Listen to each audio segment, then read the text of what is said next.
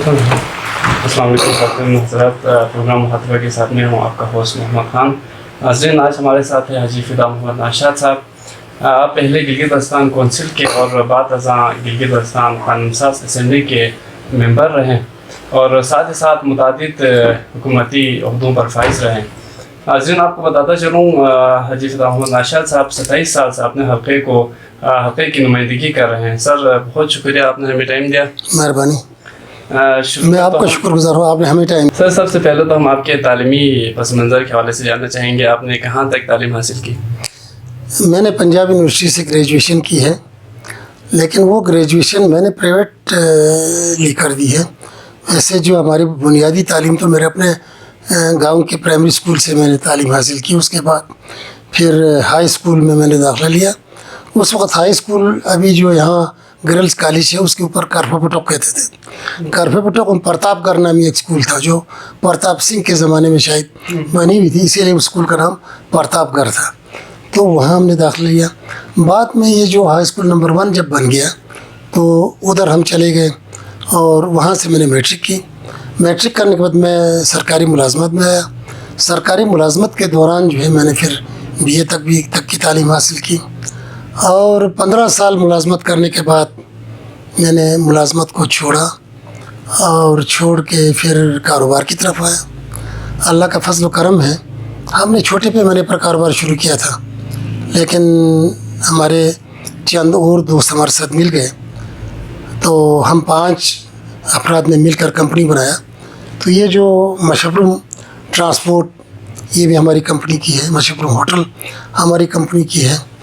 تو اس کے علاوہ حسین آباد انٹرپرائز کے نام سے بھی ہمارا ایک کنٹریکٹنگ فرم چلتا تھا جو آج کل ہمارے بابو رضا صاحب چلا رہے ہیں. میں ان کے حوالے کر دی تھی جب میں ممبر بنا. تو اللہ کے فضل و کرم سے پھر موقع ملا 1983 میں ڈسٹرکٹ کونسل کا الیکشن لڑا اور ڈسٹرکٹ کونسل کا الیکشن جیتنے کے بعد مجھے ہمارے ساتھیوں نے چیئرمین ڈسٹرکٹ کونسل بنایا اور اس کے بعد سے میں ہوں مسلسل اس فیلڈ میں اور جو اللہ توفیق دے خدمت کرتا ہوں، کوشش کرتا ہوں دیانتداری کے ساتھ کام کروں. ٹھیک. سر، آپ کے ناقدین کہتے ہیں کہ آپ نے کافی بار پارٹی تبدیل کی، تو اس کے پیچھے کیا وجوہات تھی؟ دیکھیں، پارٹی تبدیل کرنا کوئی گناہ نہیں ہے، بلکہ کہتے ہیں یہ گناہ ہے اس کے در شہر شبانی اس گناہ. یہ وہ کام ہے جو ہر جگہ ہو جاتی ہے. پارٹی ہمارا کوئی بیسک بنیادی مقصد کسی بھی سیاسی نمائندے کا وہ پارٹی کے ساتھ وابستہ رہنا نہیں ہے، بلکہ سماج کے ساتھ وابستہ رہنا، علاقے کی خدمت جہاں سے ہو سکتی ہے وہاں رہنا اور علاقے کے لوگوں کے مشورے سے جو ہے اس علاقے کی تعمیر و ترقی پر توجہ دینا. اور جس کے لیے راستہ کہیں سے بھی مل جائے، جیسے پانی اپنا راستہ خود بناتا ہے، پانی چلتا ہے، جہاں سے راستہ نہ ملے رک جاتا ہے، پھر جہاں راستہ ملے ادھر سے پھر بہتا ہے، وہ کبھی رکتا نہیں ہے. تو میں بھی یہ سمجھتا ہوں کہ یہ سیاسی عمل رکنی نہیں چاہیے اور اس کو جاری رہنی چاہیے اور عوام کے مفاد میں جاری رہنی چاہیے. عوام کے علاقے کی تعمیر و ترقی جس طرف سے جس رخ سے ممکن ہے اس رخ سے جا کر علاقے کی تعمیر و ترقی پر کام کرنی چاہیے. ٹھیک. سر، جو سیاستدان پارٹی تبدیل کرتے ہیں کیا وہ اپنی منشا سے کرتے ہیں یا کوئی اور فیکٹر سے جو اسے مجبور کرتا ہے؟ نہیں، بات یہ ہے حقیقت میں سیاسی عمل جو ہے نا وہ عوامی رائے پر جو منحصر ہوتا ہے. میں سمجھتا ہوں اب باقی لوگ کیا کرتے ہیں یہ میں نہیں کہہ سکتا. میں جب بھی کسی پارٹی کو چھوڑ کے کسی اور کی طرف گیا میں نے کبھی بھی اپنی رائے سے نہیں کیا، بلکہ اپنے عوام کی رائے سے، اپنے الیکٹریٹ کی رائے سے، اپنے رائے دہندگان کی رائے سے، اپنے سپورٹرز کی رائے سے، اپنے علاقے کے معززین کی رائے سے، اپنے علاقے کے علماء کی رائے سے، ان سے ہم نے کام کیا ہے. یہی وجہ ہے، اللہ کا فضل و کرم ہے، مجھے فخر ہے کہ جتنی ترقی میں نے اپنے علاقے میں کی ہے اتنا آپ گلگت بلتستان کے کسی فیلڈ میں دیکھیں، کسی حلقے میں دیکھیں، اتنی ترقی کہیں بھی نہیں ہوئی ہے. میں نے صرف اپنے حلقے پر توجہ نہیں دی ہے، میں نے ہمارے علاقے پر توجہ دی ہے. یعنی ایک تو ہوتا میرا الیکٹریٹ الیکٹریٹ تو ایک حلقے کا منحصر ہے. میں اس وقت بھی حلقہ نمبر 3 کا نمائندہ ہوں, بالکل. لیکن میں نے صرف حلقہ نمبر 3 تک میں محدود نہیں رہا ہوں. میں ملکی سطح پر بھی جہاں مجھے موقع ملے میں کام کرنے کی کوشش کرتا ہوں, علاقائی سطح پر بھی کام کرنے کی کوشش کرتا ہوں. مثلاً میں عرض کروں, آپ کو ایک مثال دے دوں. ابھی آئینی حیثیت کا تعین گلگت بلتستان کا, یہ آئینی حیثیت کا تعین کیا ناشاد کے حلقے کا کام ہے؟ بالکل. کیا صرف بلتستان کا کام ہے؟ کیا صرف گلگت بلتستان کا کام ہے؟ یہ قومی سطح کا کام ہے. اور میں نے اپنے دور میں ابھی اسی گزشتہ 5 سالوں میں اول تو میں نے گلگت بلتستان کی اسمبلی سے میں نے لوگوں میں کنسنسس پیدا کی, لوگوں کو ہم آہنگ کر دیا, لوگوں کو ایک رائے پر متفق بنا دیا, اور قانون ساز اسمبلی گلگت بلتستان سے, اس وقت قانون ساز اسمبلی کہنا تھا, متفقہ قرارداد پاس ہو گیا. جب چلا گیا وفاق کے پاس, وفاقی لوگوں نے بتایا کہ جی آپ کی اسمبلی میں تو صرف 7 جماعتیں ہیں, جبکہ گلگت بلتستان میں مختلف جماعتوں کی تعداد جو ہے وہ 20-25 ہے. اگر ہم آپ 7 جماعتوں کی برائے کو مانیں تو پھر تو سمجھو کہ 2/3 اکثریت تو آپ کے حق میں نہیں ہے. جب یہ کہا تو ہم نے اس کو واپس لایا, اور میں نے آل پارٹیز کانفرنس, ہمارے چیف منسٹر کی بھی اس میں ہمیں اعانت حاصل تھی, اور ہمارے جو وزراء ہیں ان کا بھی تعاون حاصل تھا. ہم نے آل پارٹیز کانفرنس کرایا, اور اس پر ہم سب کو متفق کرنے کی کوشش کی, اور اللہ کے فضل و کرم سے آل پارٹیز کانفرنس میں تمام سیاسی جماعتیں جو گلگت بلتستان میں, چاہے چھوٹی جماعت ہو یا بڑی جماعت ہو, اور مذہبی جماعت ہو یا صرف سیاسی جماعت ہو, علاقائی جماعت ہو یا قومی جماعت ہو, سب نے شمولیت کی اور بالاتفاق قرارداد پاس کرایا. اور پھر اس کو لے گیا, ہم نے آگے بھیجا. پھر جب اس پر پیش رفت میں ذرا تاخیر ہوگی تو میں نے اپنی پوری اسمبلی کو لے کر, میں نے سرتاج عزیز صاحب کو اس کا سربراہ بنایا تھا, نواز شریف صاحب نے, میں نے پوری اسمبلی کو لے کر ان سے ملاقات کی, اور ہماری ملاقات جو ہے گھنٹوں جو جاری رہا, اور ہم نے اس پر بحث کیا. سرتاج عزیز صاحب جو ہے کہتے تھے کہ بھائی اس سے مسئلہ کشمیر متاثر ہوگا. تو میں نے ان سے عرض کی, دیکھیں جی گورنمنٹ پاکستان نے اقصائی چین کا جو علاقہ تھا وہ پاکستان کا تھا, تو وہ پورا ایک آزاد کشمیر کے رقبے کے برابر کا علاقہ جو ہے چائنا کو دے دیا, اس شرط کے ساتھ کہ اتنا فیصلہ کشمیری آپ کا. تو میں نے عرض کیا اسی طرح جہاں ایک علاقہ کاٹ کے کسی دوسرے ملک کو دیتے ہوئے مسئلہ کشمیر متاثر نہیں ہوتا ہے, تو ہمیں نام دینے سے, ہمیں حقوق دینے سے مسئلہ کشمیر کیوں متاثر ہوگا؟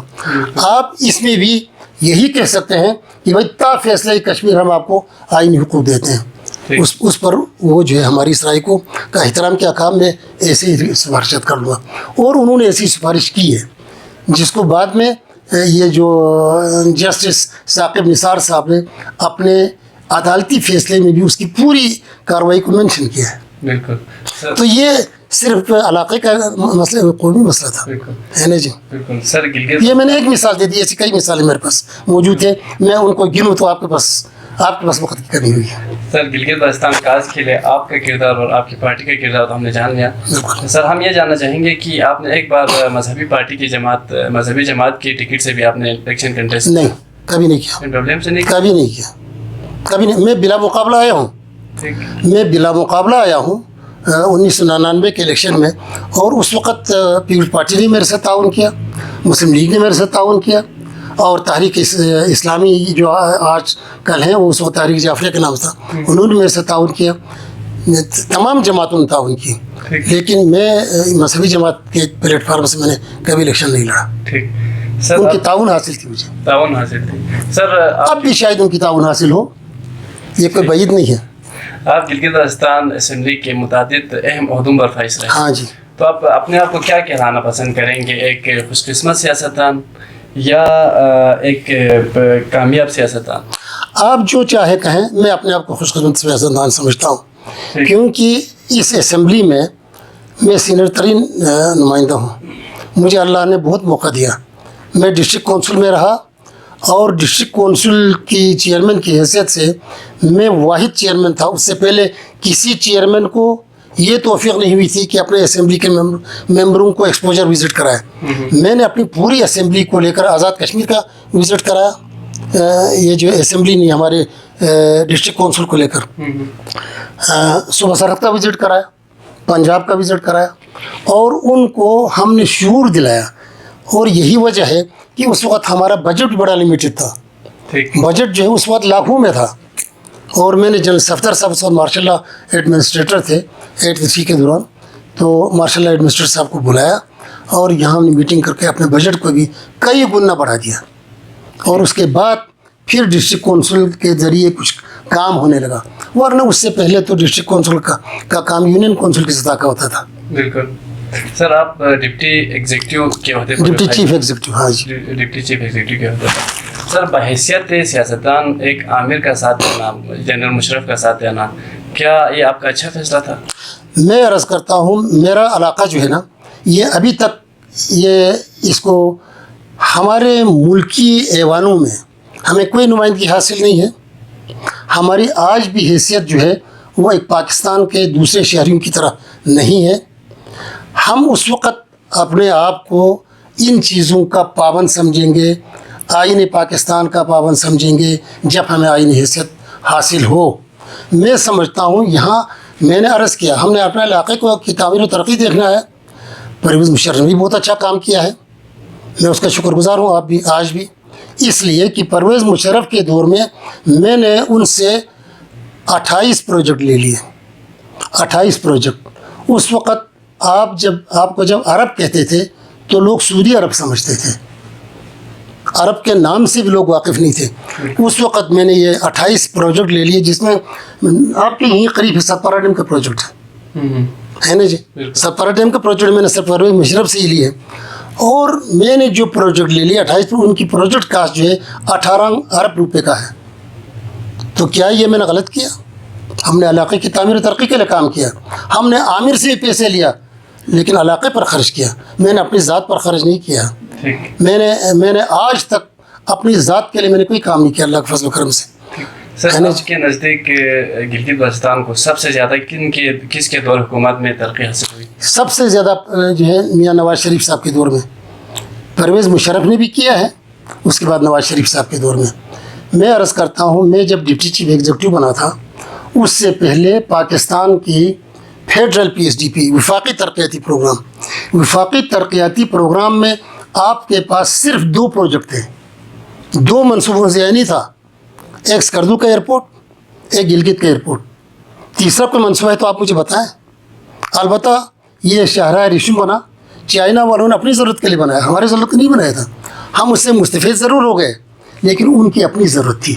آج بھی سی پیک دیا ہے, ہم مستفید ہوں گے انشاءاللہ, لیکن انہوں نے دیا اپنے لیے ہے تاکہ اپنے لیے گرم جو ہے سمندر تک جو ہے راستہ مل جائے, ہے نا جی. تو اسی طرح اس سے پہلے کوئی بڑا منصوبہ نہیں تھا. میں نے اپنے دور میں میں جب ڈپٹی چیف ایگزیکٹو تھا, یہ ستپارہ ڈیم کا پروجیکٹ میں نے لے لیا. 4 بڑی سڑکیں میں نے لے لی. یہاں سے ہمارا دیوسائی والا سڑک, کاغان ناراں والا یہ جو بابوسر سے ابھی جو سڑک ہے یہ میرے زمانے کا ہے, اسی دور کا ہے. چترال کی طرف کی سڑک ہے نا جی, اور ایچ سے استور کی طرف, یہ 4 بڑی سڑکیں ہم نے لی. گلگت بلتستان کے تمام ہائی اسکولوں میں ہم نے کمپیوٹر لیبارٹری لے لیا, ہے نا جی. گلگت اسکردو روڈ کی امپرومنٹ بھی اس وقت لے لی. بعد میں جب حکومت تبدیل ہو گئی وہ رک گیا. آپ کو یاد تھے اس وقت کام شروع ہو گیا تھا, یہ جو عالم برج کی دونوں طرف کے پشتے بن گئے تھے, لیکن بعد میں کام رک گیا. پھر نواز شریف صاحب کے دور میں یہ پھر میرا مطالبہ تھا. آپ لوگوں نے سنا ہوگا میں نے نواز شریف سے 4 بڑے مطالبے کیے میاں صاحب سے. جب وہ 2015 میں گلگت آئے, میں نے 4 بڑے مطالبے کیے. وہ چاروں کے چاروں مطالبے جو ہے وہ پورے نیشنل لیول کا مطالبہ تھا, جس سے میں نے کہا گلگت اسکردو کے روڈ بنائے, انہوں نے منظور کر دیا. میں نے بلتستان کو 2 اضلاع کرنے کا لکھا کیونکہ انتظامی جو توازن جو ہے وہ خراب ہو چکا تھا. گلگت میں 5 اضلاع تھے, ہم 2 اضلاع تھے. تو آپ ترازو کے ایک پلڑے میں 5 پاؤ ڈالیں, ایک میں 2 پاؤ ڈالیں, تو آپ کو نمائن ایسے ہوگا. تو انتظامی جو توازن تھے وہ ٹلٹ ہو چکا تھا. میں نے اس کو برابر کرنے کے لیے میں نے کہا کہ اور ڈسٹرکٹ بنائیں. وہ ڈسٹرکٹ ہمارے دونوں شیگر و کھرم کے ڈسٹرکٹ میں نے منظور کرائے, مجھے فخر ہے. اور اسی طرح پھر میں نے کہا تعلیمی جو مشکلات ہیں اس کو دور کرنے کا ہم نے کہا بلتستان کی یونیورسٹی بنائیں, وہ بھی انہوں نے منظور کیا. یہ 3 بڑے منظور کیے. اور میں نے کہا چوتھا جو ہے کر کے لداخ کے لیے راستہ بھی کھولے. تو میاں صاحب نے کہا ناشاد صاحب آپ کے 3 بڑے منصوبے میں نے منظور کیے ہیں جو اربوں کا ہے. اب ایک کام جب میں بلتستان آؤں گا وہاں کے لیے رکھیں. میں نے ان کا شکریہ ادا کیا. تو میں سمجھتا ہوں بہت کام دیکھیں ہر حکومت نے یک کے بعد دیگر آنے والے ہر حکومت نے اس علاقے پر کام کی ہے. لیکن کچھ کا حصہ بہت زیادہ ہے, کچھ کا تھوڑا کم ہے. لیکن اسی طرح قومی جو خزانے کی حالت بھی وقتاً فوقتاً اوپر نیچے ہوتا رہتا ہے. تو میں سمجھتا ہوں ہر حکومت نے کام کیا, لیکن سب سے زیادہ ابھی جو ہمارے مسلم لیگ کے دور میں بہت اچھا کام ہوا. بالکل سر, نون لیگ کے دور حکومت میں باقی حلقوں میں ریکارڈ کے ترقیاتی پروجیکٹس لائے, لیکن آپ نے جتنے بھی پروجیکٹس لائے, ایک تو اپنا ہمارے حلقے میں حلقہ نمبر 3 کے عوام میں آپ کے لیے بہت شکایتیں ہیں کہ آپ نے اتنا کام نہیں کیا, اور جو منصوبے آپ نے لائے ہیں وہ بھی تنازعات کا شکار ہوا ہے. تو آپ کیا کہیں گے اس کا؟ کوئی تنازع کا شکار نہیں ہوا ہے. میں اب سرچ کرتا ہوں. وہ بات یہ ہے میں نے جس قدر اپنے حلقے میں کام کی ہے, میں نے پہلے کہا میرے حلقے کے کام کو آپ کسی حلقے سے بھی موازنہ کریں تو اللہ کے فضل سے بہت زیادہ کام ہوا ہے. میں نے سب سے زیادہ بجلی پر توجہ دی ہے, بجلی پر توجہ دی ہے. آپ کو پتہ ہے اس وقت میرے حلقے میں جس قدر بجلی ہے وہ گلگت بلتستان کسی حلقے میں نہیں ہے. اسکردو شہر کو بھی ہمارے حلقے سے بجلی آ رہا ہے نا, بالکل ٹھیک ہے کہ نہیں. اور اب بھی میں بجلی کے منصوبوں پر توجہ دے رہا ہوں. ابھی بھی میری کوشش ہے یہ ستپارہ کا جو یہ جو ہے نا نالا, اس ستپارے کے نالے پر 5.5 میگا واٹ کا ایک بجلی گھر بنانے کا میں اس کوشش میں لگا ہوا ہوں, اور اس کا فیزیبلٹی بھی تیار ہو چکی ہے نا جی. یہ صرف اسکردو کا مسئلہ نہیں ہے, یہ پورے بلتستان کا مسئلہ ہے, ٹھیک ہے نہیں. ابھی یہ جو ادھر کا واڑی کا جو 30 میگا واٹ کا بجلی کا منصوبہ کئی سالوں سے چل رہا ہے.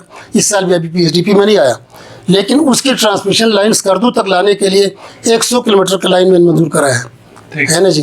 یہ ستپارہ ڈیم جب بن گیا, ستپارہ ڈیم, اس میں شترنگ کے نالے کی ڈائیورجن بھی شامل تھی. وہ ڈائیورجن ہونے کے بعد آپ کے پاس 174.5 کیوسک پانی جو ہے دیوسائی کتنی بلندی پر ہے؟ بالکل کتنے پر ہے؟ 14,000 کی بلندی پر ہے. اسکردو کتنی بلندی پر ہے؟ 7,000. آپ کو 7,000 کا ہیڈ مل جائے گا, اور وہ کتنے پانی کا؟ 175 کیوسک پانی کا. تو آپ اس میں جتنے بجلی گھر بنائیں گے آپ یہاں سے گلگت کو سپلائی دے سکیں گے, ہے نا جی. ہم تو ایسے منصوبوں پر توجہ دیتے ہیں. اور بجلی سے زیادہ کوئی چیز ضرورت ہے تو آپ بتائیں. اس وقت ہر طالب علم کے لیے بجلی کی ضرورت ہے, اور تو اور چھوڑو, نائی کے لیے بجلی کی ضرورت ہے, ٹیلر ماسٹر کے لیے بجلی کی ضرورت ہے, کارپینٹر کے لیے بجلی کی ضرورت ہے, مستری کے لیے بجلی کی ضرورت ہے. کون سا شعبہ ہے جس کے لیے جو بجلی پر محتاج نہ ہو؟ اور میں نے جب شروع میں نے الیکشن لڑا تو آپ ماشاءاللہ میرے حلقے کے سر میں کسی ہائی اسکول میں جلسہ ہو گیا. مرحوم حاجی محمد علی نے مطالبہ کیا کہ آپ سر میں 1 میگا واٹ کی بجلی گھر بنائیں. ہم زندگی پر آپ سے کوئی مطالبہ نہیں کروں گا, آپ پوچھیں اپنے بزرگوں سے, ریکارڈ ہے یہ, ہے نا جی. میں نے فوری طور پر سر میں 1 میگا واٹ کا بجلی گھر بنایا. اور اللہ کے فضل سے آج سر میں دیکھیں, اس سے پہلے آپ سر میں جاتے تھے نا تو جہاں ہمایوں برج کا جو پڑی ہے اس سے گزرے یہ خزان کے ٹائم میں یا سردیوں میں, تو سر پر ایک دھوئیں کا بادل چھایا ہوا ہوتا تھا, دھوئیں کا بادل ہوتا تھا. آج کہیں کسی گھر سے دھواں نکلتے ہوئے نظر آتا ہے نا جی. کس قدر خوشحالی آ گئی ہے بجلی کی وجہ سے. اسی طرح جو ہے میں نے منٹھوکا کا بجلی گھر بنایا, میں نے شمائل کا بجلی گھر بنایا 1 میگا واٹ کا, ادھر مہدی آباد کا 1.35 میگا واٹ کا بجلی گھر بنایا. ابھی سرمک میں جو ہے اس کے بعد دوسرا بجلی گھر بنا ہے نا جی. ابھی تیسرا بجلی گھر بھی متنازع ہو گیا, اور اس تنازع میں سرمک کے عوام کے ساتھ تھا. میں نے خانقاہ میں اعلان کیا, سرمک کے خانقاہ میں, اگر آپ بجلی گھر بنانا چاہتے ہیں میں آپ کے ساتھ ہوں, آپ نہیں بنانا چاہتے ہیں میں آپ کے پشت پر ہوں, میں آپ کے ساتھ ہوں, ہے نا جی. میں آپ اگر نہیں چاہتے میں بنانے کے لیے تیار نہیں ہوں, اس لیے کہ یہ جو ہے عوام کے لیے بناتے ہیں. آپ لوگ زمین نہ دے دیں بجلی گھر نہیں بنے گا. ابھی ادھر جو ہے ہرگزہ میں ہرگزہ کی بجلی گھر سے کسی کو نقصان نہیں ہے, لیکن لوگوں نے نہیں دیا زمین، نہیں بن سکا۔ میں نے یہاں ہوتے ہوئے میں نے کبھی بھی نہ تنازع ہونے دیا، نہ پولیس کو مداخلت کرنے دیا، بلکہ ایک مرتبہ یہاں سے پولیس روانہ ہو گیا تھا، میں نے گول کا میدان میں شندو میدان سے ان کو واپس کرایا۔ آپ لوگوں کو یاد ہوگا شاید، ہے کہ نہیں ہے نا جی۔ اب اس کے بعد میں اسلام آباد گیا ہوا تھا، میرے ہوتے ہوئے میں نے 3 سائٹ تبدیل کیا۔ پہلے کہا جی نہیں آپ اوپر بنائے، ہمیں اعتراض نہیں ہے، ہم نے ادھر فیزیبلٹی کر دیا، پھر اعتراض کیا، دوسری جگہ بھیجا، ادھر پھر اعتراض کیا، تیسری جگہ بھیجا، پھر اعتراض کیا، پھر ہم نے کہا بس چھوڑو مت بناؤ۔ میں اسلام آباد میں اپنے کام سے چلا گیا۔ میرے اسلام آباد کے دوران آپ کے ہی لوگوں نے زمین بھی دے دیا، تعاون بھی کیا، کوئی جھگڑا بھی نہیں کیا، آپ لوگوں نے بجلی گھر بنا دیا ہے نہیں، مجھے کوئی اعتراض نہیں، آپ نے بنا دیا تو بنا دیا، ٹھیک ہے۔ مجھے چیف انجینئر نے ٹیلی فون کر کے کہا ناشاد صاحب یہ تو آپ جو ہے متنازع کر رہا تھا، جب آپ نہیں تھا تو لوگوں نے ہمیں اپنی خوشی سے زمین دے دیا، جگہ دے دیا، ہم نے بجلی گھر بنا دیا۔ میرے بھائی بات یہ ہے میں عوام کا نمائندہ ہوں، عوام کی مرضی کے خلاف کوئی کام نہیں کرتا ہوں، آپ لوگ جو کہتے ہیں وہی کرتے ہیں، ٹھیک ہے نا جی۔ سر حلقہ نمبر 3 کے عوام نے آپ کو ہر پارٹی میں اور ہر بار کامیاب کیا، لیکن آپ نے وہاں کی صحت اور تعلیم کے حوالے سے جو مسائل تھے ان کو کس حد تک حل کیا؟ دیکھیں تعلیم کے حوالے سے بات یہ ہے، شروع میں نے وہاں کے لیے کالج رکھا، سرمی کے لیے کالج رکھا۔ اس وقت کالج کے لیے 25 کنال زمین درکار تھی۔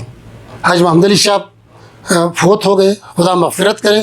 حاج محمد علی کے بعد سے ان کے حالات میں بہت تبدیلی آ گئی ہے نا جی۔ حاجی صاحب کو معلوم ہے، ابھی بزرگوں کو معلوم ہے، وہاں 25 کنال کیا 5 کنال زمین نہیں مل سکتی تھی۔ پھر وہ مجھے گول لانا پڑا، گول میں بھی زمین نہیں ملی، تو پھر ہم نے اس کو حسین آباد میں لایا۔ جب ان دونوں جگہ نہیں ملی تو حسین آباد میں لایا، یہ آپ سب کو پتہ ہے۔ لیکن لوگ آج کل جو ہے باتوں کو چھپاتے ہیں، اپنی مرضی سے جو ہے اس میں ہیرا پھیری کرتے ہیں، پھر ادھر بنائے تو نیکسٹ الیکشن میں آپ لوگوں نے میرا ساتھ نہیں دیا، گول والوں نے بھی نہیں دیا، مسلم والوں نے کیوں نہیں دیا؟ کہا جی ہمیں نہیں بنائے، حسین آباد میں۔ ابھی سرمک میں بھی بعد میں ایک جو ہے کالج منظور ہو گیا، اس کالج کے لیے صرف 3 کنال زمین چاہیے اور وہ 3 کنال نہیں دے سکے۔ ابھی تک کالج کا پروجیکٹ منظور ہے، اس میں سے تقریباً 40-50 لاکھ روپے خرچ بھی ہو چکا ہے فرنیچر اور چیزوں پر، لیکن ابھی تک 3 کنال کیا 2 کنال بھی زمین نہیں مل رہا ہے اور وہ نہیں بن سکا۔ یہی حال گول کا بھی ہے، گول کے لیے بھی جو ہے کالج یعنی ہائر سیکنڈری اسکول منظور ہے، سال سے زیادہ ہو گیا، وہاں بھی زمین نہیں مل رہی ہے۔ اسی طرح مہدی آباد میں ہم نے یہ بنایا تھا، ایک ڈپو رکھا تھا، اس کے لیے 1 کنال زمین ضرورت تھی، 1 کنال زمین نہیں مل سکی اور وہ ہمیں ادھر جا کر اس طرف جا کر یہاں سیرلنگ میں لانا پڑا۔ سیرلنگ میں کسی نے ڈونر کی زمین دے دی اور وہ بنایا۔ آج مہدی آباد کے لوگ پچھتا رہے ہیں کہ ہم نے کتنی بیوقوفی کی۔ اب اسکردو سے جس قیمت پر وہاں گندم پہنچتی ہے اتنی قیمت لے کے وہ سیرلنگ سے اپنے گھر پہنچاتا ہے۔ بالکل سر، جو ابھی آپ نے ذکر کیا کالج کا کہ زمین نہیں دی گئی، تو جس زمین پر ابھی پاور ہاؤس بننے جا رہا ہے وہ زمین تو پہلے بھی دی گئی تھی کہ آپ یہاں پر کالج بنائے، لیکن فیزیبلٹی کا ایشو ہوا تھا۔ لیکن ابھی جب پاور ہاؤس کیا دیا تھا، فیزیبلٹی کا ایشو آیا تھا کہ کیا وہ زمین کس کے لیے دیا تھا؟ کالج کے لیے سر۔ نہیں، یہ جس نے بولا جھوٹ بولا، جو ہی بولتا ہے جھوٹ بولتا ہے۔ پیٹرول والے سے پوچھے کسی نے دیا ہے تو، ہم تو زمین ڈھونڈتے رہے ہے نا جی۔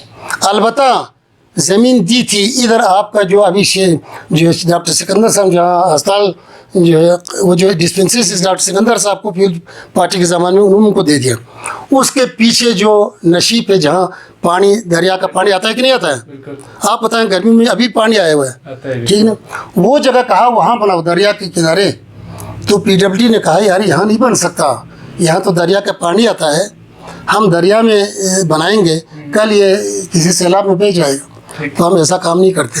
وہ جگہ ضرور دکھایا ہے اور کوئی جگہ نہیں دکھایا۔ سر اگر آپ سے پوچھا جائے حلقہ نمبر 3 کے لیے آپ کے کون سے بڑے منصوبے ہیں تو آپ کن کن منصوبوں کو گننا پسند کریں گے؟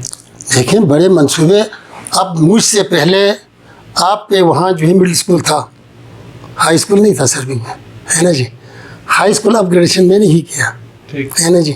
بجلی گھر 2 بجلی گھر بن گئی میرے دور میں، 2 بجلی گھر، ہے نا جی۔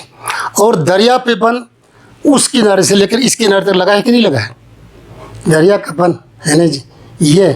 اور روڈ میں نے خود رکھا تھا پہلے. یہ جو آپ کے ڈونس سے سروک کی میں بات کروں آپ کے اپنے گاؤں کا اس طرح کہ آپ کو پتہ چل جائے.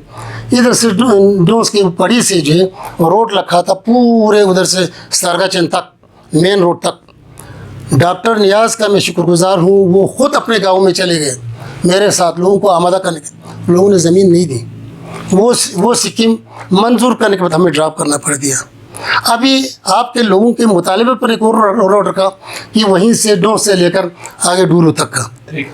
میں نے اپنی طرف نہیں رکھا, آپ کے لوگوں کہنے پہ رکھا. اب وہ منظور ہونے کے بعد آپ کے لوگوں نے پھر متنازعہ بنایا, زمین نہیں دیا اور وہ بھی سکیم ڈراپ ہو گیا. ابھی بھی میں نے سرمک سے لے کر شیلا تک 4 کروڑ روپے رکھا ہوا ہے اس روڈ کی وائڈننگ امپرومنٹ کے لیے. اسی طرح مہدی آباد سے لے کر ادھر دپا تک اس کے لیے 4 کروڑ روپے رکھا ہوا ہے. ابھی میں کوشش کر رہا ہوں وہ روڈ بھی دیوسائی تک پہنچا ہے, یہ روڈ بھی دیوسائی تک پہنچا ہے نا جی. ابھی بھی دیکھیں مہدی آباد میں جو ہے 5 میگا واٹ کا ایک بجلی گھر رکھا ہوا تھا.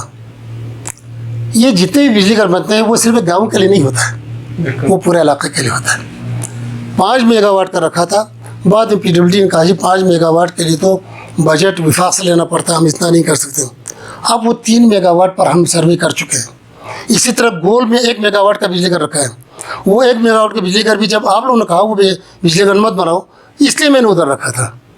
لیکن اب بعد میں آپ لوگوں نے زمین دے دیا, چلو اچھا ہو گیا, وہی بن گیا. اب یہ بھی بنے گا انشاءاللہ, ہے نا جی. اسی طرح دیکھو نر میں ہمارا ایک بجلی گھر تیار ہو گیا, دوسری بجلی گھر بن رہی ہے نا جی.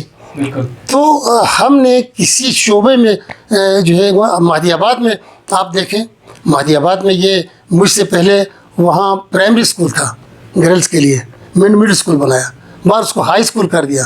ابھی جو ہائی اسکول تھا وہ ابھی ہائر سیکنڈری اسکول بن رہا ہے. یعنی واٹر سپلائی دیکھیں ہر جگہ ہم نے دے دیا.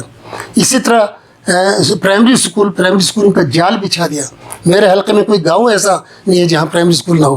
میرے حلقے میں کوئی یونین کونسل نہیں ہے جہاں ہائی اسکول نہ ہو. یہ تو یہاں کی بات نہیں, گولتری تک کی بات ہے. بجلی کی فراوانی, سکولوں کی فراوانی, سڑکوں کی فراوانی, واٹر سپلائی کی فراوانی, کس چیز کی کمی رہ گئی ہے؟ سر کتیشوں میں بچوں کے لیے صرف پرائمری اسکول ہے, اس کو ابھی تک اپ گریڈ نہیں کیا گیا, تو اس حوالے سے آپ کیا کہیں گے؟ دیکھیں کتیشوں میں نیچے کا مڈل اسکول تھا, میں نے ہائی اسکول بنا دیا. پرائمری اسکولوں کی کمی تھی, پرائمری اسکول میں نے تعمیر کرا دی. اس کے بعد ادھر جو ہے کتیشو خاص کا اسکول جو ہے پرائمری اسکول بھی گر چکا تھا, گر رہا تھا, بچے رہنے کے قابل نہیں تھے, اس کو ہم نے بنا دیا. اس کا اوپر ایک مڈل اسکول بھی بنایا ہے کتیشو خاص میں. ابھی دپا میں مڈل اسکول میرے زمانے میں میں نے خود بنایا تھا, اب اس کو ہائی اسکول کر دیا جس کی تعمیر جاری ہے. آگے گاؤں میں پرائمری اسکول ہے. البتہ گرلس اسکول کا نہ لوگوں کی طرف سے ڈیمانڈ تھا. رسد جو ہے وہ طلب کے حساب سے ہوتا ہے, کیونکہ پرائمری اسکول کے حد تک تو لڑکیاں بھی ساتھ پڑھتی ہیں ہر جگہ, ہے نا جی. اب طلب ہی نہیں تھی, لوگوں نے آج تک مجھ سے گرلس اسکول ڈیمانڈ ہی نہیں کیا. لیکن ڈیمانڈ ہی نہیں کیا ہے, جہاں ڈیمانڈ کیا ہم نے کر دیا ہے. آپ کے اپنے سرونگ میں پہلے مجھ سے پہلے گرلس کا پرائمری اسکول ہی تھا نا, مڈل اسکول کر دیا, پھر ہائی اسکول کر دیا. کیوں کر دیا؟ ڈیمانڈ تھا, گول والوں کا ڈیمانڈ تھا.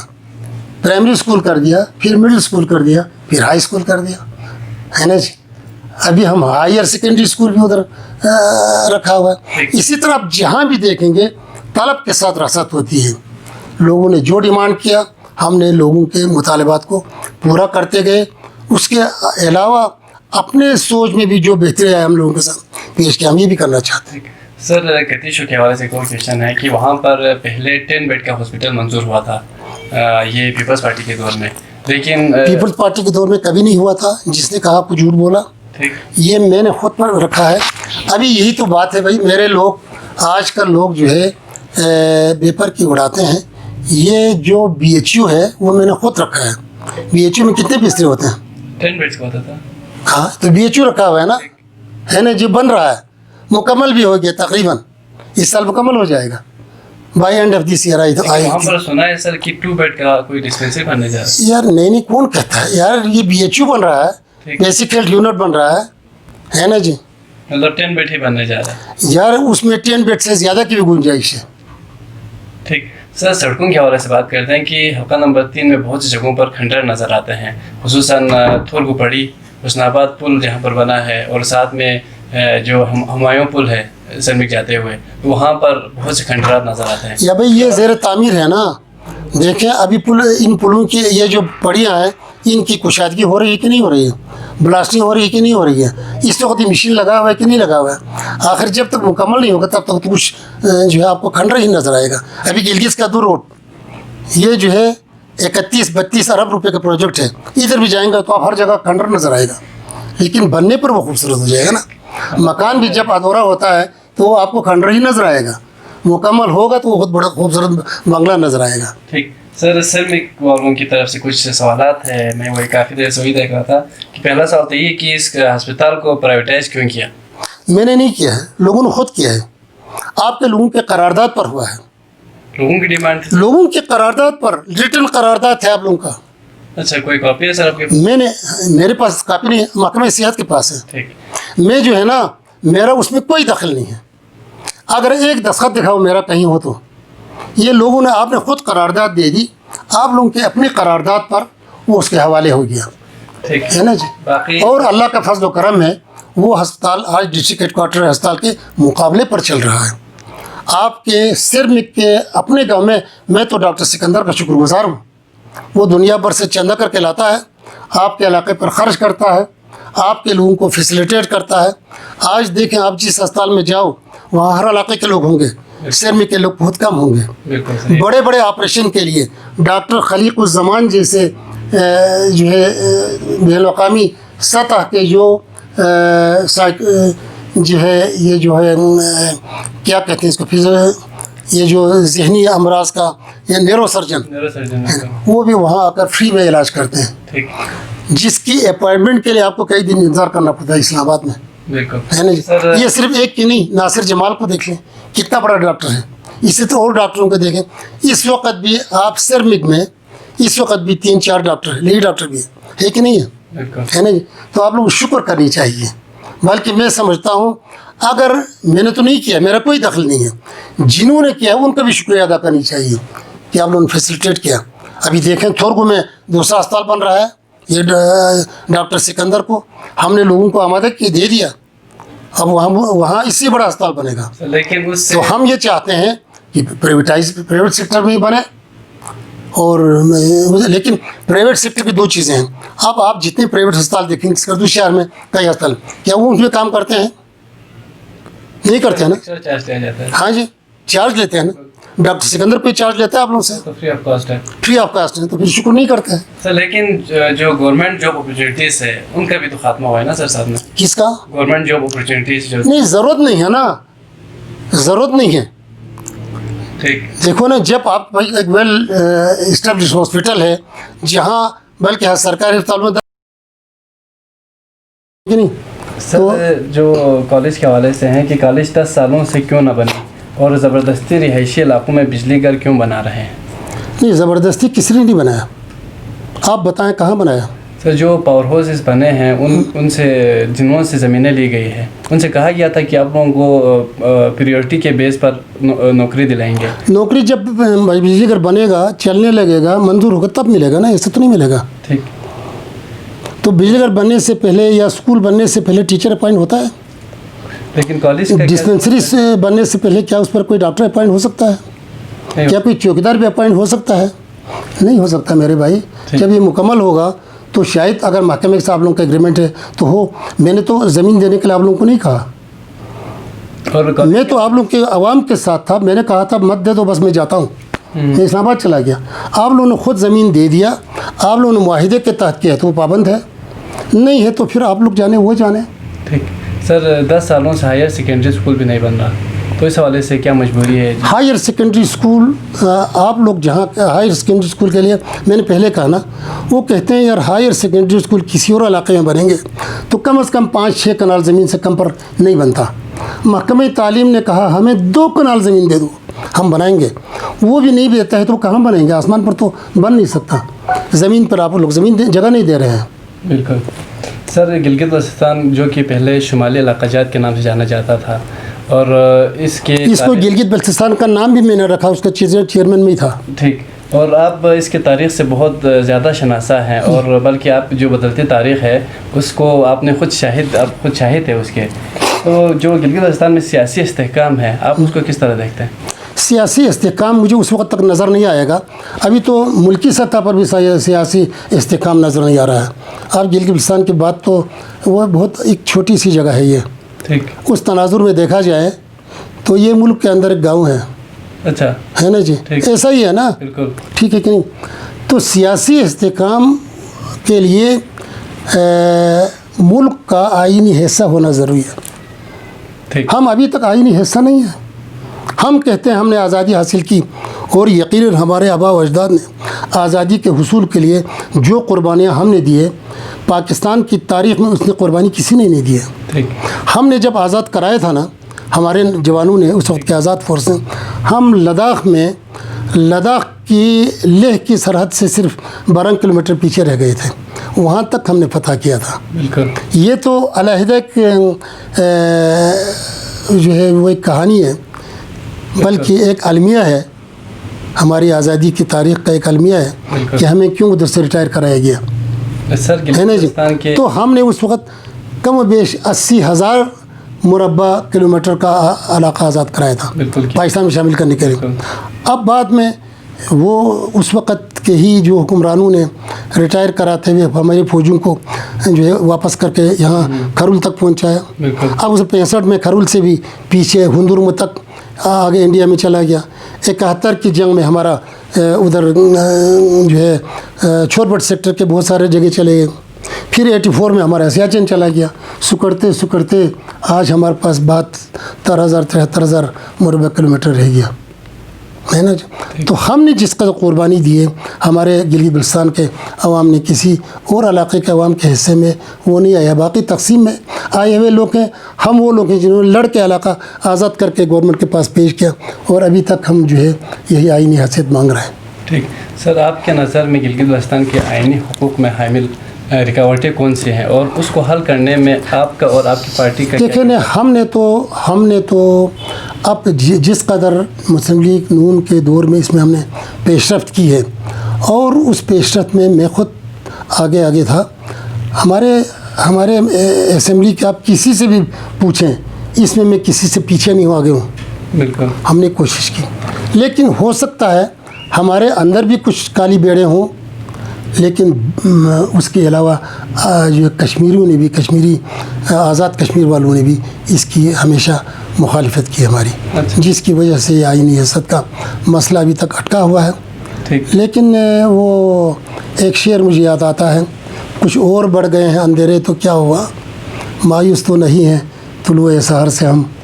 اب بھی ہم امید رکھتے ہوئے کہ انشاءاللہ شاید آنے والی دنوں میں یہ مسئلہ بھی حل ہو جائے. بالکل. سر آئینی حیثیت کے علاوہ گلگت بلتستان کے جو اہم مسائل ہیں جو کہ حل طلب ہے وہ کون سے ہیں؟ میں آپ سے عرض کرتا ہوں جو ہے آئینی حیثیت کے علاوہ گلگت بلتستان کے حل طلب مسائل بہت سارے ہیں.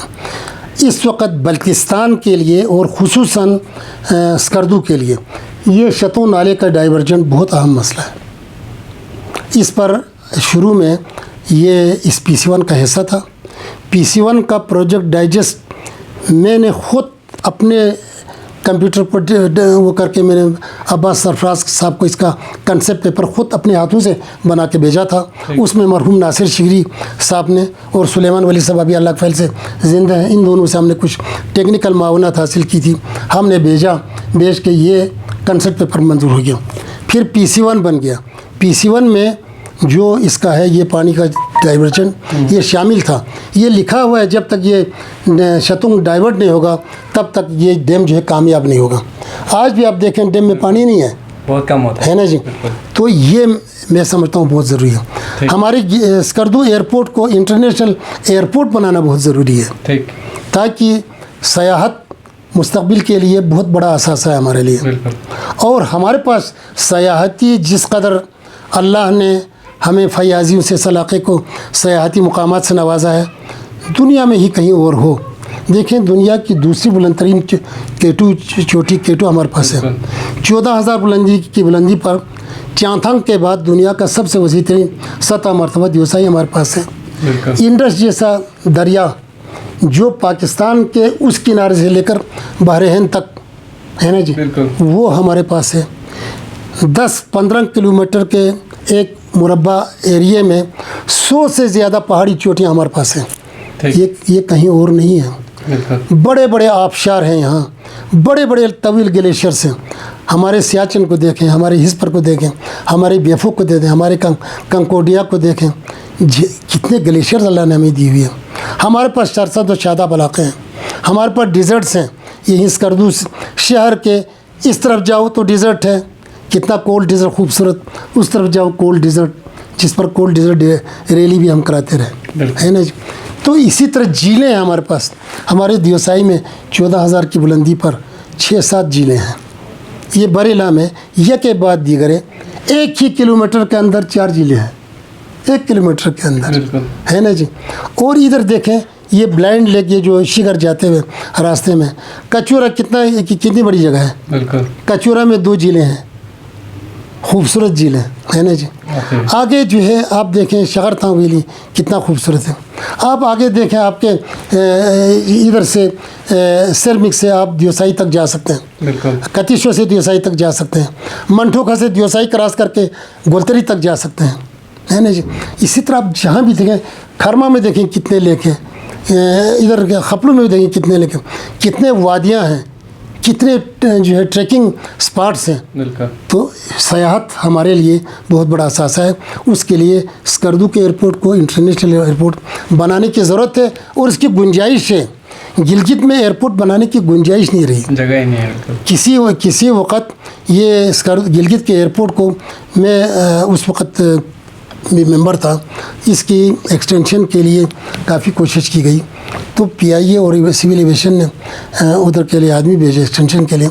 देखा तो जितना इसको आप लंबा करेंगे, under shoot area over shoot area दोनों रिड्यूस होता जाता है, तो फिजिबल नहीं रहा। फिर इधर का किया यहाँ जो ये जो बोंजी मैदान में बनाने के लिए पास, लेकिन देखा तो वहाँ तो बहुत बड़ा एयर पॉकेट था। जहाँ एयर पॉकेट है वहाँ जहाज़ के लिए लैंडिंग टेक बड़ा मुश्किल हो जाता है, वो रुक गया। तो देखें ये एक अल्लाह ने हमें नियामत दी हुई है। यहाँ अभी देखें 3 एयर स्ट्रिप मौजूद है हमारे पास इस वक्त। एक पर तो खैर आर्मी एविएशन के जो हेलीकॉप्टर उतरते हैं, एक वो पुराना रनवे है, एक नया रनवे है, अभी रनवे को और बन रहा है। और लोगों ने फराख दिली के साथ गवर्नमेंट के साथ ताउन किए, फराख दिली के साथ। इतनी ज़्यादा ज़मीन कहीं नहीं मिल सकता जितना हमने यहाँ दी है। बिल्कुल सर, हमने मसाइल भी जान लिया, साथ में जो हल थे वो भी जान लिया। सर, अगर आपको दोबारा पूछा जाए कि आप वज़ीर आला बने या डिप्टी चीफ एग्जीक्यूटिव बने, तो आप किस ओहदे को पसंद करेंगे और क्यों करेंगे? मैं आपसे अर्ज़ करता हूँ, मैं सिंपल मेंबर बनना ही पसंद करता हूँ, क्योंकि जितना खिदमत अल्लाह के फैल से मुझे अल्लाह ने तौफीक दी है, मैंने बहैसियत मेंबरी जिस खत खिदमत की है, बहुत बड़े लोगों को मिनिस्टर बनकर वो तौफीक नहीं हुई है, बहुत सारे लोगों को चीफ मिनिस्टर बनकर भी वो तौफीक नहीं हुई है। अल्लाह ने मुझे तौफीक दी है। मैं दुआ करता हूँ कि अल्लाह मुझे तौफीक खैर दे, नेक काम करने की तौफीक दे, दियानतदारी के साथ। ठीक, मेरी यही ख्वाहिश है। सर, आप वज़ीर वक़ार या वज़ीर सलीम या अजमल साहब, इनमें से किसको अपना असली हरीफ समझते हैं और क्यों समझते हैं? मैं किसी को अपना हरीफ नहीं, मैं तीनों को अपना दोस्त समझता हूँ। अच्छा, उनको भी हक़ हासिल है, वो मेरे भाई हैं, वो मेरे भाई हैं यार। सियासत में सर अभी इलेक्शन तो कंटेस्ट करना नहीं, इलेक्शन करना हर एक का हक़ है, बिल्कुल, वो कोई मसला नहीं है। हमने कभी, हाँ, हमारे साथ कई लोगों ने इलेक्शन लड़ा, मैंने कभी किसी को अपना दोस्त, हर एक को अपना दोस्त समझा, किसी को अपना मुखालिफ नहीं समझा। अब भी मैं इनको अपना मुखालिफ नहीं समझता, वो हमारे भाई हैं, उनको हक़ हासिल है। ठीक सर, 2 क्वेश्चन है लास्ट में जो कि जनरल है, कि एक तो ये कि यहाँ पर पैसे से वोट ख़रीदने का कल्चर है, या घर के या किसी गांव की किसी बड़े से डील किया जाता है, तो आप उसको किस तरह देखते हैं और उसको ख़त्म करने में आपका कितना किरदार आता है? मेरे पास तो पैसे है भी नहीं, अल्लाह के फैल से मैंने पैसे की लालच कभी नहीं की है। ठीक, लोगों ने किए होंगे, आपके सामने है, आपने कभी सुना है मैंने कहीं से किसी से कोई पैसा लिया हो? मुलाजमत फ़रोख्त करके, ठीके फ़रोख्त करके, या ऐसे ही लोगों ने किसी को काम के लिए बताया तो गिलगित जाने के लिए यार मेरे गाड़ी में पेट्रोल डालो, कभी सुना है आपने मेरे मुताल्लिक़? बिल्कुल।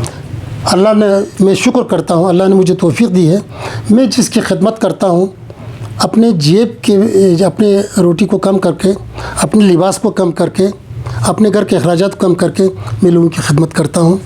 مجھے اللہ نے وہ لالچ نہیں دی ہے، میں شکر کرتا ہوں۔